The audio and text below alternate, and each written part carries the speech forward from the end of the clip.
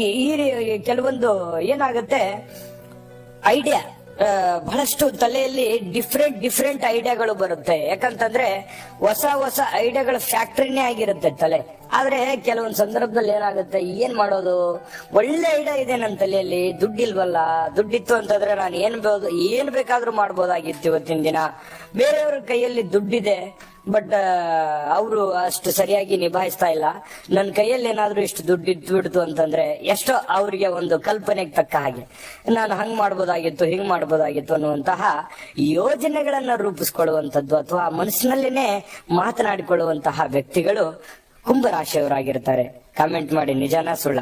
ಜೊತೆಗೆ ಐಷಾರಾಮಿ ವಸ್ತುಗಳ ವ್ಯಾಪಾರ ಮಾಡ್ತಕ್ಕಂಥದ್ದಾಗ್ಲಿ, ಪುಸ್ತಕದ ವ್ಯಾಪಾರ ಮಾಡ್ತಕ್ಕಂಥದ್ದಾಗ್ಲಿ, ಜೊತೆಗೆ ಈ ಮೆಡಿಸಿನ್ ವ್ಯಾಪಾರಗಳು ಇರ್ಬೋದು, ಎಲ್ಲದರಲ್ಲೂ ಕೂಡ ಒಂದು ವ್ಯಾಪಾರ ಕ್ಷೇತ್ರದಲ್ಲಿ ಅತ್ಯಂತ ಯಶಸ್ಸನ್ನ ಪಡಿತಕ್ಕಂತಹ ವ್ಯಕ್ತಿಗಳು ಕುಂಭರಾಶಿಯವರಾಗಿರ್ತಾರೆ.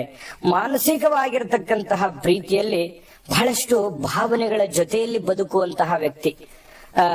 ಅವ್ರದೇ ಆದಂತ ಒಂದು ಫೀಲಿಂಗ್ ಇರುತ್ತೆ ಒಳಗಡೆನೆ. ಆ ಫೀಲಿಂಗ್ ಜೊತೆಯಲ್ಲಿ ಬದುಕುವಂತಹ ವ್ಯಕ್ತಿ, ಪ್ರಾಮಾಣಿಕ ವ್ಯಕ್ತಿ. ಅದು ಸ್ತ್ರೀಯರೇ ಇರ್ಬೋದು, ಪುರುಷರೇ ಇರ್ಬೋದು.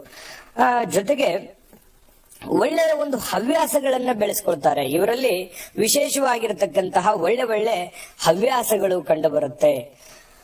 ಜೊತೆಗೆ ದೈಹಿಕವಾಗಿರ್ತಕ್ಕಂತಹ ತೊಂದರೆಗಳು ಕೂಡ ತಡೆಯುವಂತಹ ಶಕ್ತಿ ಸ್ವಲ್ಪ ಜನರಿಗೆ ಕಡಿಮೆನೆ ಅಂತ ಹೇಳ್ಬೋದು. ಯಾಕಂತಂದ್ರೆ ಫಿಸಿಕಲಿ ಸ್ವಲ್ಪ ಏನೋ ಒಂಥರ ನೋವು, ಫಿಟ್ನೆಸ್ ಕೊರತೆಗಳು, ಈ ರೀತಿ ಫಿಸಿಕಲಿ ಸಮಸ್ಯೆಗಳು ಕಂಡು ಬರುವಂತದ್ದು.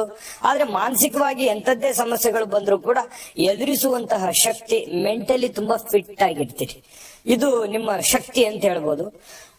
ಶುಕ್ರನ ಪರಿಪೂರ್ಣವಾಗಿರತಕ್ಕಂತ ಭಾಗ್ಯ ಪ್ರಭಾವದಿಂದಾಗಿ ನಿಮಗೆ ಯಾವತ್ತು ಪ್ರೀತಿ ಪ್ರೇಮದ ವಿಚಾರದಲ್ಲಿ ಕೊರತೆ ಇರಲ್ಲ.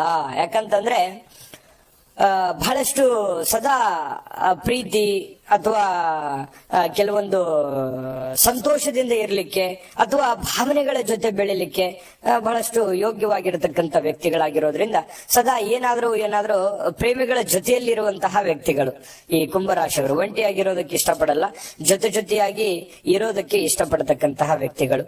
ಜೊತೆಗೆ ಸಂಗಾತಿಯ ವಿಚಾರದಲ್ಲಿ ಮಾತ್ರ ಕೆಲವೊಂದು ಏರುಪೇರುಗಳು ಇರ್ತವೆ, ಆದ್ರೆ ಅದನ್ನ ಸರಿ ಮಾಡ್ಕೊಂಡು ಹೋಗುವಂತ ವಿಚಾರದಲ್ಲಿ